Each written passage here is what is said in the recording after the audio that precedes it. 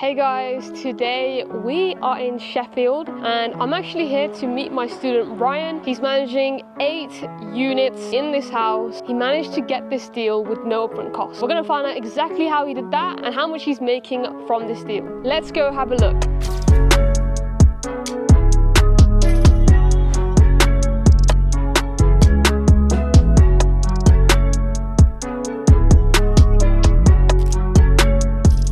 Originally, you had your first unit in the city centre of Sheffield, and this was with the landlord, and they saw how much of a good job you were doing in that unit, so now they've given you these 8 units here. How much did it cost you to get this deal? So this deal cost me absolutely nothing. Basically, we shook hands and said, whatever bookings come through, I'll take a commission fee out of that. How old are you? I know you mentioned that you are a university student on the side. So I'm 21 years old. Okay, so you're 21 years old, and you have these 8 units that you're managing right now. It's crazy. It's crazy, definitely, yeah. It's crazy how fast things were going. So obviously I managed to land the deal in the first place within like the first month of my outreach. Started outreaching, landed the first deal, started moving on, went live, and then straight after that, the deal for the 8 properties came through, and then basically that set out, and now we're just really trying to go forward with everything in motion, and yeah. So Ryan, can you let us know who furnished this unit? Originally being the landlord's unit, they furnished all of this. This was all them, with the other 8 as well. That was also all them as well, yeah. Okay, how did you find them? So they put their first unit on open rent, and basically I messaged them, we were going back and forth. So we set up a meeting in the actual unit that was advertised, sat down in there. They were shooting me with questions. They asked, how are you planning on running this place? Because they explained they're already running properties, and you know, I was trying to answer as best as possible. And they seemed to take a liking and to the ideas, because I was bringing in different ideas that maybe they weren't incorporating. What ideas were they? Like a minute device, putting a Ring doorbell on the front of the properties. A minute device is just something that goes on the ceiling, and basically it detects if there's large amount of crowds. It can detect smoking in the property, and it'll send a message to your phone if there's more than like X amount of devices in the property, which will detect if there's more than what you've set it to be on the property listing. Okay, you're showing the landlords how you are able to protect the property more than they could have done. Was there anything else that you said to them which they really liked? They were quite touchy on the topic that they didn't want any bad guests coming in, and how can you guarantee that, you know, you won't get bad guests, and what would you do in order to stop that from happening. So I explained obviously the security measures, Ring doorbells and things like that, but also working with working people, so corporate construction workers. For example, the guy that's working at Crucible who's just put his 83 night booking in, that's something that they took a like to, because they were like, maybe they weren't doing outreach where they could have, something that they didn't even think about, you know, construction workers, construction sites, companies, corporations and other businesses where people would come and stay just to be closer to their place of work. So when I told them that, they were like, okay, that makes sense, but it's not something that they had considered. A lot of people ask the question and they say, why would the landlord accept me? Why wouldn't they just go and do it themselves? Do you know what the answer for that is? It's hassle for them. They're already landlording other properties, or even the property that they've currently got. Why wouldn't they just do it themselves? Because it's hassle. Well, you know, it's not easy to go and set up a whole Airbnb and get it up to the standard that's required for people to come and stay and book with you guys. It's a lot of hassle for people, so why would they not just pass that work on to someone else that wants to do it eagerly, rather than them like trying to take a back seat on it?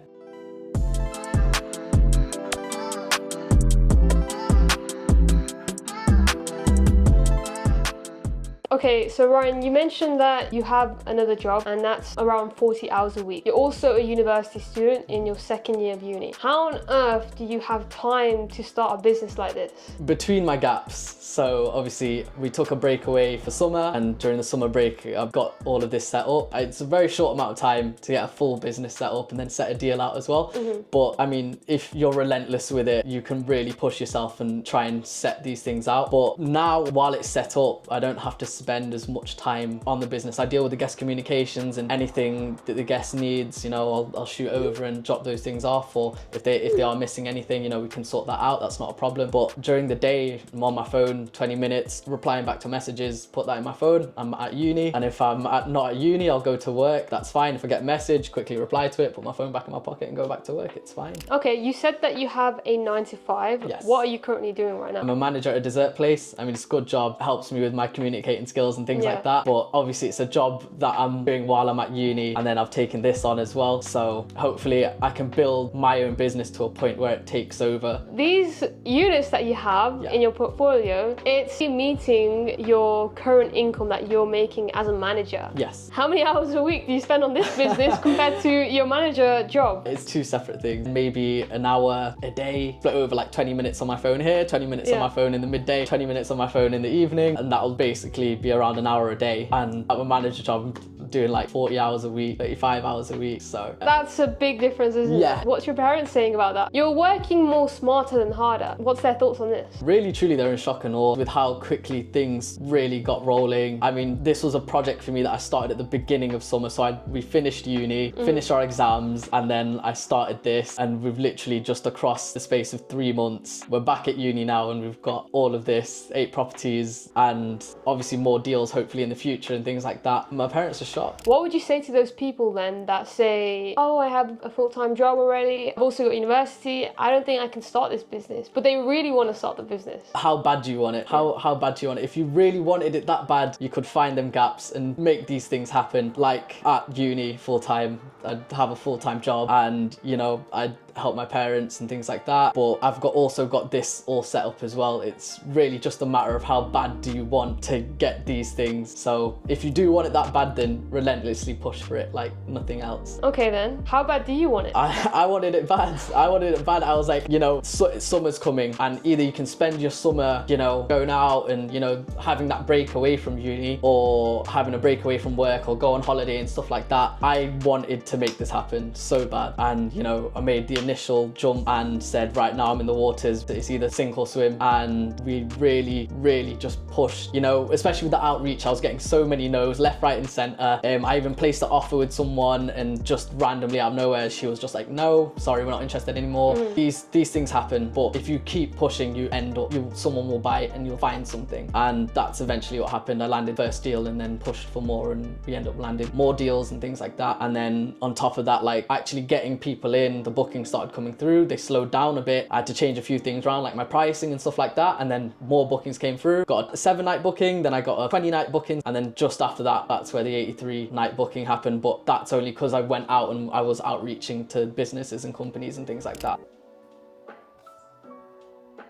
Brian, what is this? Do you want to explain what this is, why you have it, and So- what it's done for you? Yeah, so this is the cleaning checklist. We have it in every single one of our properties, including my own. This is for the cleaners that come, and when they do the whole cleans of the property, they have this checklist to go through. It just makes everything easier for us and for them. So we've got obviously the whole process set out for the cleaners. So we used a software, and basically the software alerts the cleaners for when a guest is checking out. So when the guest checks out, the cleaner knows that they need to be on the property by say 12, and then they'll come inside, they'll check everything, and then they'll get the checklist out, and they'll start working through the checklist, cleaning the whole place. And then they'll send messages and pictures over that the property's been cleaned. You can go through it on your phone, quite easy. I use Turno, found Turno to be a bit easier because it basically just sets out the cleaner when she needs to be on the property. So I've got 84-night booking. My cleaner has accepted the job for January when that person leaves. So I just found it a bit more easier. What does it say on this clean checklist, and does it cover everything in the property? When it comes to hiring cleaners for an Airbnb unit, you can't just hire any cleaner that you find on Google. They have to actually be specialized in this business and industry. So what do you have in here that's so different to the regular cleaners that you can find? So we've got all the different rooms. Say the bedroom, we'll start at the bedroom. They'll go through taking the bedding off, making the beds, cleaning the mirrors, simple things like that you can start getting complaints about. So even down to the minor stuff,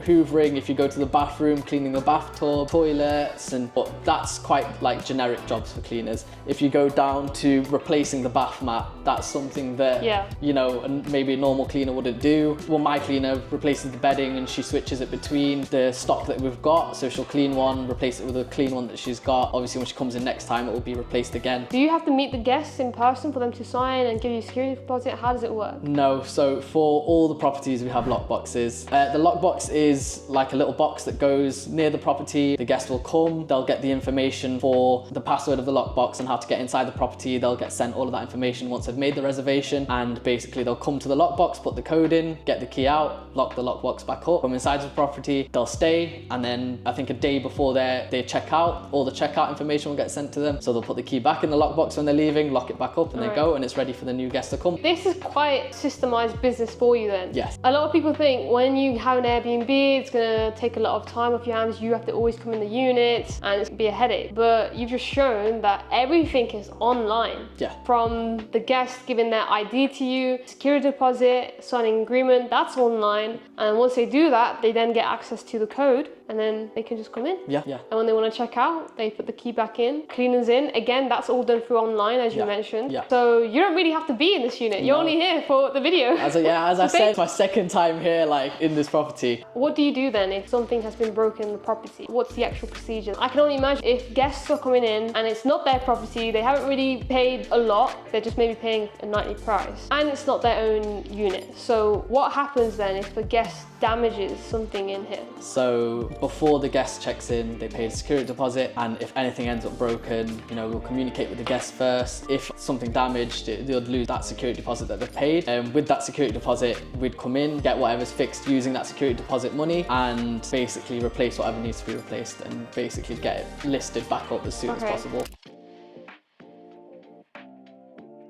So Ryan, in this unit and in the other units that you have, you are doing the management model or the co-hosting model. Yeah. What is that, and what is the difference between this business model and the rent-to-rent business model? So with the management model, it's more or less that the bookings are coming through, you're dealing with the guest communications, anything that guests need, or if they come to the property and there's no iron on the property, you might have to go and drop off an iron and things like that. But settling those bookings as well, trying to get bookings come through, so talking with other businesses and saying, look, I've got multiple properties that you can stay at, and trying to get bookings coming through for different areas and things like that. So this actual property is closer to the hospital than the other properties are, so NHS workers coming through and staying here and stuff like that. But really and truly just dealing with all the guest stuff. But the management model doesn't require an upfront investment, which is a pretty big thing. You can start getting experience with property without having like a massive fund and whacking it straight in. But the main rent-to-rent model does require an upfront investment. You need to invest. Yeah. You need to basically outreach and settle a deal where you will have to place an upfront investment on the property and invest into the property to do it up and things like that. So that's the main difference between both of those. And with the management business model, who would you recommend that to? I'd recommend management to people that don't have that initial upfront investment to make. People think, with property that you can't do anything if you don't have money, you've not got that big investment to make, but it's not that. This deal that I've set out has cost me nothing. So the people that don't have that initial investment are interested in property, you can still get your foot in the door in property without placing any investment in. So that's who I'd suggest it to. Okay, so let's pretend someone's watching right now and you're saying that you don't need any upfront costs if you're looking to manage a unit, and that's where you offer services to current hosts or to landlords that are looking to make more money from their unit. So it doesn't require any upfront costs. What does it require? The cost that it does requires your time, your effort, and the time it takes to educate yourself. I cannot preach anything to anyone more than educating yourself,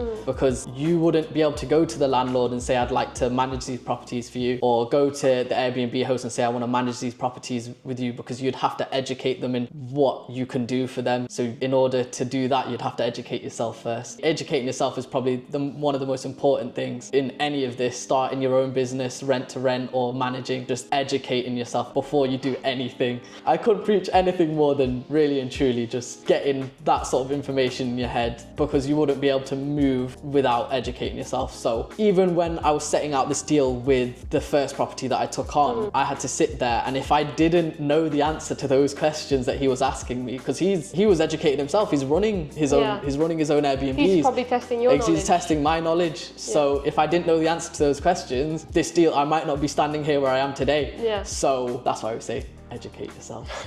So Ryan, you're only 21 years old. You're quite young. And I know I'm quite young as well, I'm 22. But why are you starting this business? A mix between of being hungry for a better life and also like I think my family is a big part to play. You know, my mum still works and stuff like that. My dad works, and you know I want to take them away from that sort of thing. You know, I want to bring them away from that to a point where they can retire and they can both just relax and take a back seat rather than everyone working and stuff like that. But also to change my own life. I've got a 9-to-5 and I've seen, you know, I've worked heavy hours and, you know, I've done long shifts and, you know, it's not something I want to do for forever. And I know there's like a lot of people in tougher positions than me, and I'd like to kind of just be like an image of what you can do if you've just really pushed yourself and tried. Obviously, I'm still quite early on my own journey, but you know, it's better than just sitting back and not doing anything about it at all. My last question would be then, Ryan, what would you say to the viewers that's sitting at home, they want to get started in this business? If you're in a position where you want to do something and